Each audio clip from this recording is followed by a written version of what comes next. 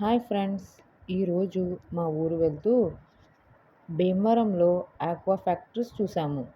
ఇక్కడ prawns process చేసి China, Singapore, Malaysia, Japan ఇలా గల్ఫ్ కంట్రీస్కి ఎక్స్పోర్ట్ చేస్తారు. భీమవరంలో చాలా ఆక్వా ఫ్యాక్టరీస్ ఉంటాయి. భీమవరం ఆక్వా ఫ్యాక్టరీస్కి చాలా ఫేమస్. అందుకే భీమవరాన్ని ఆక్వా హబ్ అని కూడా అంటారు.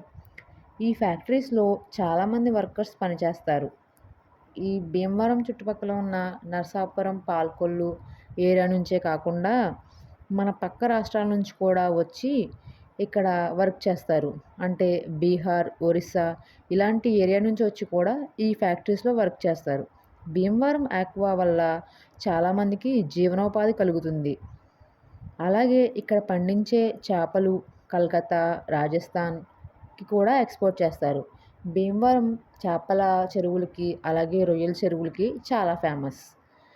మనలో చాలామందికి రొయ్యల చెరువులకి, చేపల చెరువులకి డిఫరెన్సెస్ తెలీదు. కానీ చాలా ఈజీగా డిఫరెన్స్ తెలుసుకునే ఒక టెక్నిక్ చెప్తాను. రొయ్యల చెరువులకి ఆక్సిజన్ సరఫరా చేసే ఫ్యాన్స్ ఉంటాయి. అవి ఎప్పుడూ తిరుగుతూనే ఉంటాయి, ఈ వీడియోలో చూపించినట్టుగా. కానీ చేపల చెరువులు మాత్రం ప్లెయిన్గా ఉంటాయి. వాటికి ఎటువంటి ఫ్యాన్స్ అవసరం లేదు. అదే మెయిన్ డిఫరెన్స్.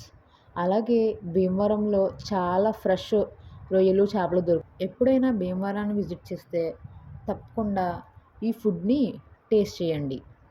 అలాగే ఇలాంటి మరిన్ని వీడియోస్ కోసం ప్లీజ్ నా ఛానల్ని సబ్స్క్రైబ్ చేయండి. Thank you. బాయ్.